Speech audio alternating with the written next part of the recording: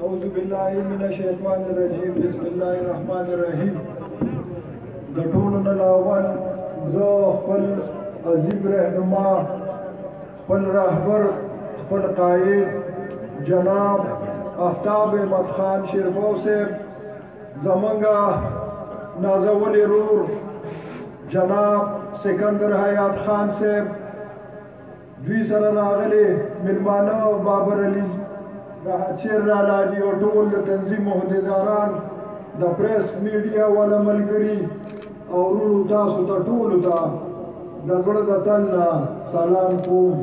الله مباد او خوشحاله لره چې په دې لنډ وینا باندې تاسو ټول راغلئ. الله مه خرابوه. نن چې موږ دا کومه غونډه وکړه د دې نه تاسو ښه خبر یې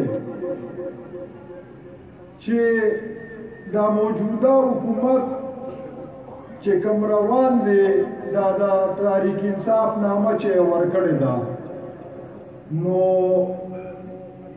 دا کومې دعوې چې دوی مخکې کولې په هغه کنټینرو دا ټولې دروغ ثابتې شوې. هغه موږ ته پته ولګېده او تاسو ته هم پته ولګېده. څنګه چې راغلي دي د هغې هم پته ولګېده چې دا څنګه راغلي دي. د هغې خبرو کې به موږ نوځو، د هغې نه موږ هم خبر یو او تاسو هم خبر یې. خو بس په دې خبره پوه شو چې دروغجن دی او دروغ وایي او داسې چې یې ویلي دي دا ټول دروغ دي. نو اوس الله دې ګناه معاف کړي، موږ هم په دې ګناه کې شامل شوي یو. دا اوټ زمونږ نه دوی اغشتی دی.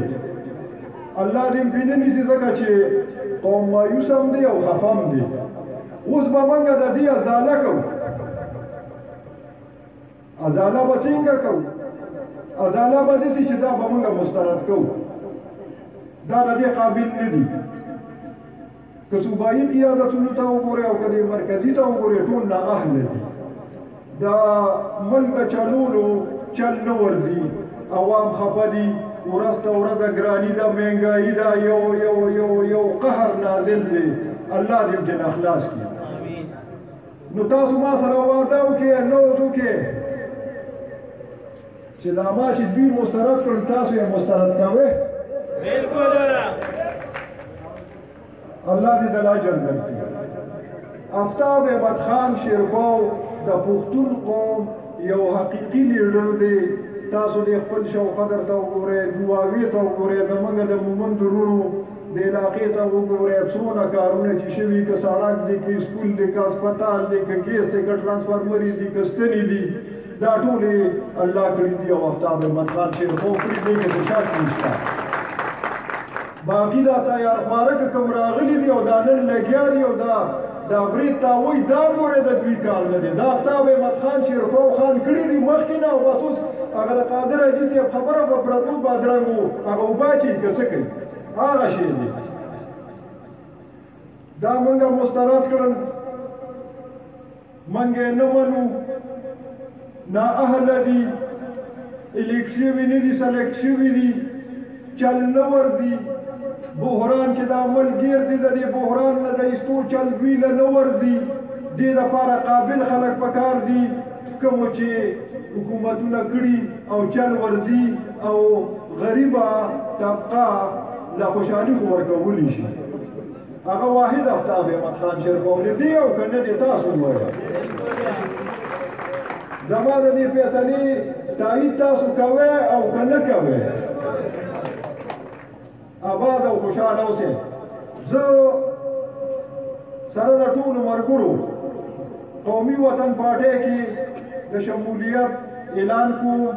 د جناب آفتاب احمد خان شیربو، د جناب سکندر حیات احمد خان شیربو د پالیسو موږ بھرپور حمایت کوو او دعا کوو چې د الله نه سوال دی چې الله رب العزت چې زمونږ دې ډله کې او زمونږ دې هر څه کې خیر او برکت واچي او ظالمانو له دې سزا الله ورکړي. نو زه ستاسو بیا هم شکریه ادا کوم. مشران ناست دي، هغوی به هم درسره خبرې کوي، وخت لنډ تنګ دی. زه ستاسو بیا هم شکریه ادا کوم. ټول په ګڼ تعداد کې راغلئ او الله مې عزتمن کا او آباد او خوشاله اوسئ. مننه جی. سلام علیکم.